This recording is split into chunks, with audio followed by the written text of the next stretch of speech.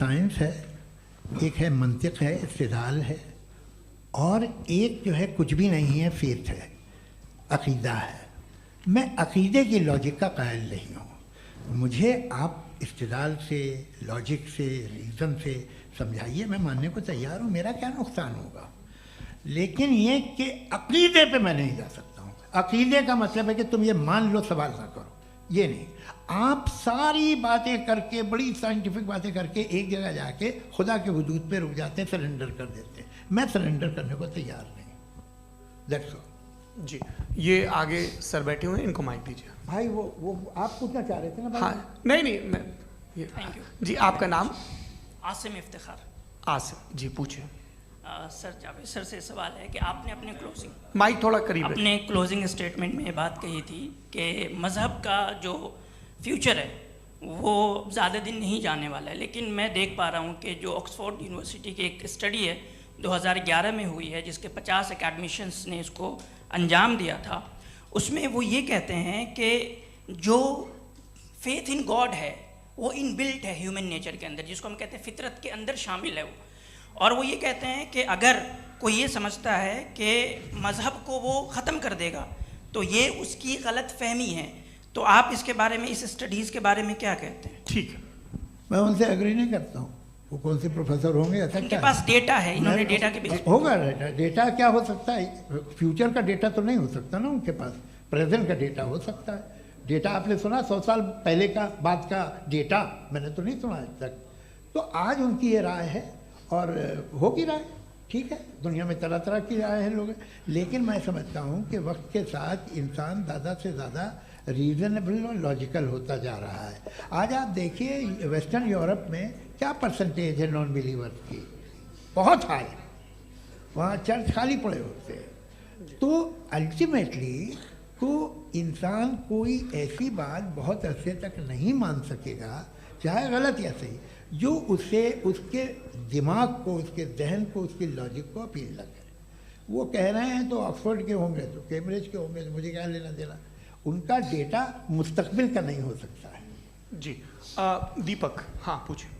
मैं आऊँगा, अभी पीछे की साइड भी आऊँगा, माइक वहीं भेजूंगा 2-3 साल के लिए। जी जावेद साहब, आपसे सवाल है। नमस्ते। अरे भाई सर, अगर आप ही लोग तय करना है तो फिर 200 लोग तय कर लें। ये एक साहब नहीं sir, please don't do this sir. Sir, everybody has a right sir, but we can only take selected questions. No sir, ये यंग लोग भी हैं तो इनकी ये अब उतने सुनिए। यंग, भाई आप यंग हैं कि नहीं हैं? एक मिनट, वो कह रहे हैं वो भी आइए, यंग हैं पूछ रहे ना साहब। भाई। आप उनकी नौजवानी पर दावा उनको ही करने दें। हाँ मुफ्ती साहब, आप यंग, हाँ पूछे। अरे भैया सर, मेरा सवाल ये है। कुछ इनसे भी तो पूछो। जी हाँ। नहीं, बस आपसे एक सवाल है। जैसे थीस्टों के पास, अपने जो ईश्वर को मानते हैं उनके पास अपने सोशल गेट टुगेदर्स हैं। 5 रोज़ क्रिसमस आने वाला है, होली है, दिवाली है, ईद है। एथिस्ट क्या ऑफर कर रहे हैं? मतलब मैं इनकी दुकान से बोलूं, मैं आना चाहता हूं उस तरफ, पर मैं अट्रैक्ट नहीं हो पा रहा हूं। मैं सोशल गेट टुगेदर्स क्या है आपके पास?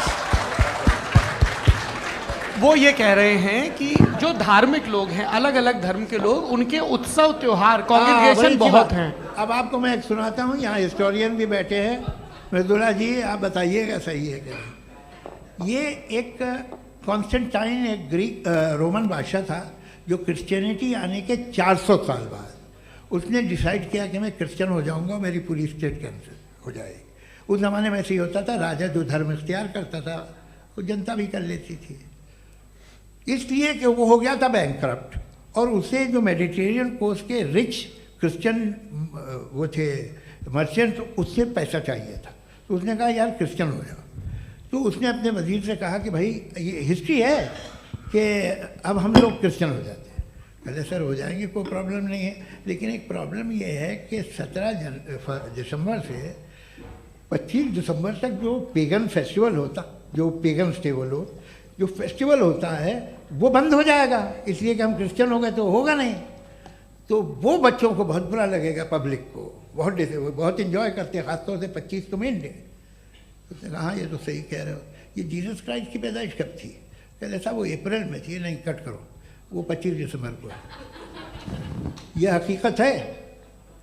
और 400 साल बाद क्रिश्चियनिटी के अप्रैल से दिसंबर ले आए, और इसलिए कि यहाँ पेगन फेस्टिवल होता था। अब मनाते हैं आप आराम से। ये जो सारे फेस्टिवल हैं ये रिलीजन से, हर एक को एक इंटरटेनमेंट डिपार्टमेंट चाहिए होता है अपनी कंपनी चलाने के लिए। तो ये रिलीजन ने, ये सेकुलर त्यौहार थे जिन्हें रिलीजन्स ने ले लिया है। ये मौसम के थे, फसलों के थे, किसानों के थे, उसको आपने लेकर रिलीजियस रंग दे दिया। ये कोई रिलीजन से थोड़ी आए आप। अच्छा हमें देखिए, हम तो मुल्द हैं, हम ईद मनाते हैं, हम दिवाली मनाते हैं, हम होली मनाते हैं, हम क्रिसमस मनाते हैं। बम्बई की फिल्म इंडस्ट्री की सबसे बड़ी होली हमारे घर में होती है, सबसे बड़ी ईद हमारे घर में होती है। वो हमारे सोशल वो है, हमारा हेरिटेज है। ऐसा थोड़ी है कि we will throw the baby along with the water. ये तो अच्छी चीज़ है, इन्हें रखो, जो बेकार है फेंक दो। जी हाँ। हेलो जी, मेरा सवाल नादवी जी से है। जैसा कि आपने बोला कि गॉड टाइम के भी परे हैं और गॉड इतनी कॉम्प्लेक्स चीज़ है कि उसे ह्यूमन माइंड समझ नहीं सकता, और गॉड ने अर्थ पे फ्री विल भी दे दी है, तो आप अपना वक्त ज़ाया क्यों कर रहे हैं गॉड के बारे में बात करके? अपन को तो बात करनी चाहिए कि सोसाइटी को बेहतर कैसे करें। जी, मैं गॉड वही बताता है सोसाइटी को कैसे बेहतर करे। अभी मैं आपका जवाब देता हूँ। आपने कहा कि टाइम पे वो एग्जिस्ट नहीं करता, सो नहीं, मेरा सवाल ये है कि जैसा आपने बोला कि गॉड बहुत ही कॉम्प्लेक्स चीज है। मैंने कहा ही नहीं कि कॉम्प्लेक्स है, तो आपके अल्फाज हैं। कॉम्प्लेक्स का लफ्ज गॉड के लिए सुइटेबल नहीं है। क्यों? क्योंकि कॉम्प्लेक्स वो चीजें होती हैं जो ऑब्जेक्ट हो। God is not an object जिसको आप इंस्ट्रूमेंट के जरिए लेबोरेटरी में जाके टेस्ट करें, oh it's very complex. No, वो कोई कार का इंजन नहीं है। वो फिलोसॉफिकली नेसेसरी बीइंग ऐसी बीइंग है जो सिंपल बीइंग है। हाँ, आप उसको मुकम्मल तौर पे उसकी तमाम हिकमतों को जान ले और हर चीज को जान ले, ये पॉसिबल नहीं है, क्योंकि वो ऑल वाइज है, आप ऑल वाइज नहीं है, और वो खुदा है, वो आपको सारी चीजें बता दे, ये जरूरी नहीं। मेरा सवाल ये नहीं था, मेरा सवाल ये था कि जब गॉड इतना परे है इस दुनिया से कि उसने अर्थ पे फ्री विल भी दी है, हम सब ह्यूमंस की फ्री विल है, और जो सोसाइटी में हो रहा है वो अपन लोग डिसाइड करेंगे, तो अपन लोग डिसाइड नहीं करेंगे ना, अपन लोग डिसाइड नहीं करेंगे। गॉड जो है, गॉड ने वो उसकी जात, उसकी एग्जिस्टेंस टाइम एंड स्पेस से परे है, लेकिन वो हमारा टेस्ट ले रहा है, और उसी गॉड ने हमें बताया कि तुम्हें क्या करना है क्या नहीं करना है, तो जाहिर है उस गॉड की बात सुनेंगे ना हम। जी, वो पीछे एक चश्मा लगाया जो मैम खड़ी हैं, उनको दीजिए। हाँ, आप जी जी बिल्कुल आएंगे। देखिए मैं कोशिश कर रहा हूँ सब तरफ जाने की। हाँ, उनको दीजिए माइक। जी, हेलो सर, मैं ओमनी प्रेजेंट नहीं हूँ, टाइम पाबंद हूँ, और जहाँ तक कोशिश कर सकता हूँ करूँगा। जी, अपना नाम बताइए। मेरा नाम उर्सुला है, मैं दिल्ली यूनिवर्सिटी की एक स्टूडेंट हूँ और मैं स्टूडेंट फेडरेशन ऑफ इंडिया से हूँ। मेरा सवाल मुफ्ती जी से है कि इस हॉल के इस कमरे में बैठ के हम लोग रेप की मोरालिटी के बारे में फिलोसफिकली बात तो कर सकते हैं, बट असलियत ये है कि रोज़मर्रा की ज़िंदगी में औरतें रेप के थ्रू गुजरती हैं, और हम लोग सिर्फ नंबर्स पे इस तरह नहीं देख सकते, क्योंकि कितनी औरतें हैं इन कंट्रीज़ में जहाँ पे आप बता रहे हैं कि केसेस कम हैं, जिनका एक्सेस है कि वो जाके केस फाइल कर सकें। कितनी औरतें हैं जो जिनको काम करने की आज़ादी है उन कंट्रीज़ में। यूरोप में ये आज़ादी आ गई, यूरोप में ये रूल्स आ गए, तो हम आज उसके बारे में बात कर पा रहे हैं। जी, जवाब। आपने ये कहा कि कमरे में बंद होकर हम लोग इस पर फिलोसफिकली बात कर सकते हैं, लेकिन हकीकत में क्या हो रहा है, वो ग्राउंड लेवल पे क्या हो रहा है, जो बहुत गलत हो रहा है, और वो सफ़र कर रही हैं। आई एग्री, बहुत गलत हो रहा है, और जो गलत हो रहा है उसको हमें रोकना है। और क्यों रोकना है, वो गलत क्यों है? हमारे पास इसका ऑब्जेक्टिव फाउंडेशन है, इनके पास उसका ऑब्जेक्टिव फाउंडेशन नहीं है। मैं ये कहना चाह रहा हूँ कि जहाँ पे भी जुल्म हो रहा है, जहाँ पे भी औरत पे जुल्म हो रहा है, या उसकी इज्जत लूटी जा रही है, या उसे तकलीफ पहुँचाई जा रही है, और सिर्फ औरत नहीं, किसी इंसान के ऊपर भी जुल्म हो रहा है, तो उसके खिलाफ खड़ा होना, ये मॉरलिटी हमारे पास गॉड के पास से आई है। वरना जावेद साहब तो कह रहे हैं कि जो है मेजॉरिटी डिसाइड करेगी, तो मेजॉरिटी तो कभी भी बदल सकती है। क्या आप हाँ। ये थोड़ी सी आपको गलतफहमी है। मैं अगर मेरे जुमले से ये मदना निकला या मैंने कहा, तो ये जुमला मैं वापस लेता हूँ। ये मेरा मतलब ही नहीं था कि मेजॉरिटी डिसाइड करेगी। मेजॉरिटी डिसाइड करे तो दुनिया में बड़ी, वैसे आपने कहा था ये जुमला। अच्छा, हो सकता है, मैं मान रहा हूँ, बाद में रिकैप कर लेंगे। अरे एक सेकंड, मैं अपनी एक्सप्लेनेशन दे रहा हूँ। मुनासिब बात यह है कि हम सब के सब दिल में जानते हैं कि क्या अच्छा है क्या बुरा है, हमें पता है अच्छी तरह से। जो लोग बुरे काम करते हैं उन्हें भी मालूम अच्छा क्या है। यही तो सवाल था हजरत सर, कि फिर ये मोरालिटी आई कहाँ से? क्रॉस एग्जामिनेशन, हाँ जी हाँ जी। मोरालिटी साथ रहने की डिजायर से आई। यानी साथ रहकर जो कुछ कह दे जो कुछ कर दे वो हो जाएगा? नहीं नहीं, तो आप कायदे से रह ही कर सकते हैं जब तक लोगों में मोरालिटी हो, वरना क्यास हो जाएगा। ये आपको कैसे पता? जी हमने देखा ना जहाँ मोरालिटी का क्यास हो गया, हम देखते हैं। कहाँ पे देखते भाई हैं? तो दुनिया में आप जो ये- कह रहे हैं आप ये- अभी कहीं मैं पे आप अगर लोगों गलत को हो रहा है इस बहस तो के उसको बाद आप मैं गलत लोगों देखिए। को आप सर मुफ्ती आप साहब, मैं- एपिस्टेमोलॉजी मुफ्ती की बात साहब, कर रहे हैं, मैं ऑन्टोलॉजी अरे की बात मुफ्ती कर रहा साहब, हूँ। मैं इस बहस के फाउंडेशन बाद क्या आप है? दोनों लोगों को चाय पे फाउंडेशन होस्ट करूंगा, वहां पे क्रॉस एग्जामिनेशन कर लीजिएगा। अभी ऑडियंस का हक मार रहे हैं आप लोग भाई, सर। जस्ट लोग हैं आप लोग। और ये भाई ये हाँ बच्चे उधर लोग। उधर आएंगे, उधर इनको आएंगे। भी। जी सर आएंगे आएंगे। अच्छा सर मेरा नाम लईकुर रहमान है और मैं अलीगढ़ मुस्लिम यूनिवर्सिटी का स्टूडेंट हूँ। और जहाँ तक मुझे पता है कि sir you are also product of Aligarh Muslim University. मैं भी उसी चमन का बुलबुल। हाँ सर, तो बड़ी खुशी हुई मुझे जान करके कि मैं आपसे मिलूंगा। सवाल सर मेरा सवाल यह है, सर सैयद अलैहि रहमा का नज़रिया ये था कि खुदा के वजूद को अक़ल के दायरे में रह कर के तलाश करना, न कि पूरी तौर से उसका इनकार कर देना। Sir how will you define it? नहीं तो ये तो आप इन्हें बताइए। ये सर, अकल सवाल में रह आपसे। के खुदा का वजूद साबित कर रहे हैं। नहीं तो सर आपने सैयद इनकार ने मना किया। कर रखा है, इस वजह से मेरा क्वेश्चन उन्होंने आपसे। यही एक सेकंड, सर सैयद ने यही कहा ना कि जी। अकल से आप खुदा के वजूद को हाँ। साबित नहीं कर सकते, यही कहा ना भाई। वो उन्होंने कहा कर सकते हैं और वो कर दिया गया आज। वो फोन दो। तलाश करना या साबित करना अकल से अकल से नहीं सर हो सर सकता। अरे सवाल तो सुन लीजिए जी। अकल से नहीं हो सकता है, यही कहा ना आपने। अकल से हो सकता है। अरे वो यही कह रहे हैं भाई, आप बता रहे हो सकता है, वो तो कुछ और। आप अगर सर देखो नौजवान, फोन ले लो। वो इतनी बोलिए। कमाल की यूनिवर्सिटी है। अरे भाई दे दो मेरी ना बात जरा तो- एक मिनट, अरे दे दो मेरे भाई माइक। मेरी बात सुनो, नहीं, माइक मैं पे समझ- बोलो ताकि जो लाखों लोग देख रहे हैं माइक दे दो ना। अरे देंगे ना माइक, तुम ठहरो तो। हाँ सर मेरा सवाल ये था कि सर सैयद अलैहि रहमा का एक नज़रिया था अपना कि खुदा का जो वजूद है उसको अक़ल के दायरे में रह करके तलाश करना है, न कि पूरे तौर से इनकार कर देना है। ये उनका कॉन्सेप्ट था। लेकिन मेरा सवाल ये है कि आप इसको कैसे डिफाइन करते हैं, एक्सप्लेन कैसे करेंगे? मैं आपसे मैंने जानना अक़ल चाहता के दायरे हूँ, में चूँकि you are the product of Aligarh Muslim University. मुझे अकल के दायरे में रख के मैंने बहुत तलाश की, मुझे मिला नहीं।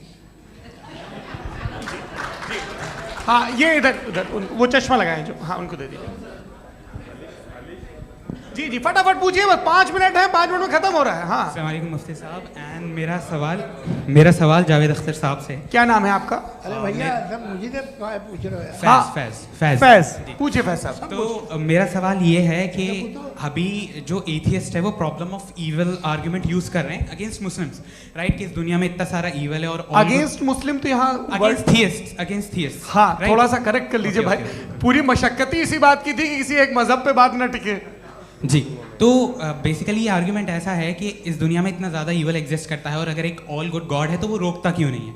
लेकिन इस सवाल में एक हिडन अजम्पशन ये है कि इस दुनिया में ईवल एग्जिस्ट करता है। अब एथियस्ट ये कैसे ऑन्टोलॉजिकली प्रूव कर सकते हैं कि इस दुनिया में ईवल एग्जिस्ट करता है? मैं आपको बताता हूँ, थोड़ा सा समझा। नहीं सर एक मिनट, आप हम लोग सवाल इनको नहीं सुनने आए। नहीं please don't do that. I want to explain नहीं ऑन्टोलॉजिकली। हम समझ गए सर, इनको अब जवाब देने दीजिए। अच्छा सवाल पूछ लो। मैं अभी तक क्या था वो मैं थोड़ा सा ऐड ऑन कर लेता हूँ। तुम गुरु, तो हम जब इसका राउंड 13 करेंगे ना तब तुमको स्टेज पे बिठाएंगे। जी जी, तो हाँ जल्दी से। तो देखिए एथियज्म के हिसाब से सब कुछ रैंडमली बन गया है, सब कुछ एटम्स और मॉलिक्यूल्स है। एक पत्थर में और मुझ में सिर्फ इतना फर्क है कि हम लोग एटम्स और मॉलिक्यूल्स का अलग अलग रीअरेंजमेंट है। अब एक पत्थर को कोई इंसान तलवार से 2 टुकड़ों में काट दे या मुझे, according to atheism it is same. There is no evil and good according to atheism. जी जी अच्छा फैज साहब का सवाल ये है कि हाँ कोशिश भी करते तो इससे गलत सवाल नहीं कर पाते।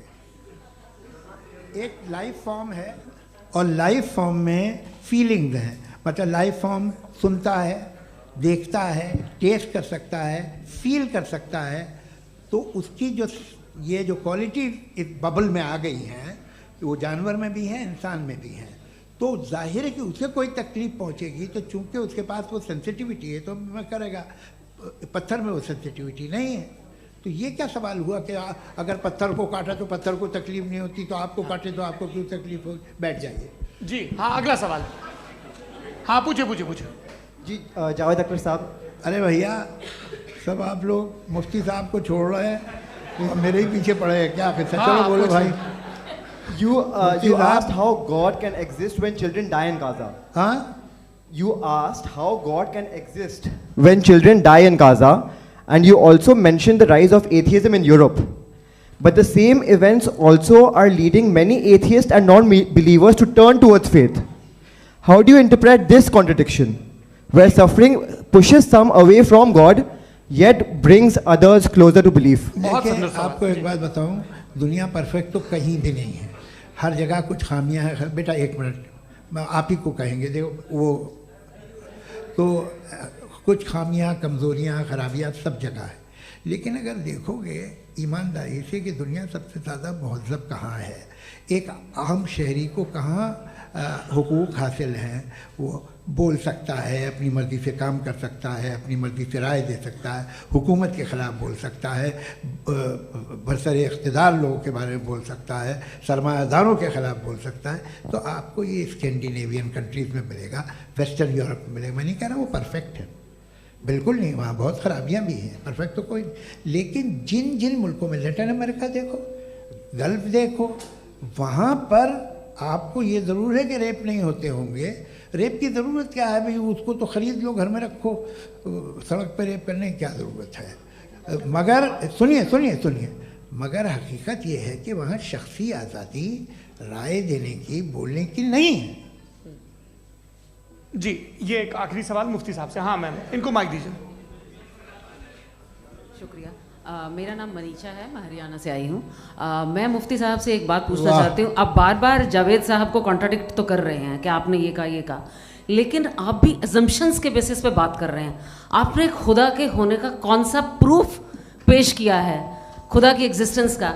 अब इस सवाल को अलग रहने दीजिए, कौन एथीस्ट है कौन नहीं है। और दूसरी बात जो आपने एक छोटी सी कही थी कि ये फ्री विल का इस्तेमाल करता है इंसान अपनी, लेकिन उस फ्री विल का इस्तेमाल में मतलब खुदा ने ये दे दी सबको ये इजाज़त कि वो कितना घिनौनापन और कितने ज़्यादा ख़राब से ख़राब तरीके इस्तेमाल कर सकते हैं। जवाब सुनते हैं जी। आप फ्री विल को मानती है ना, या आप कहती हैं कि फ्री विल नहीं है ना? मानती है ना?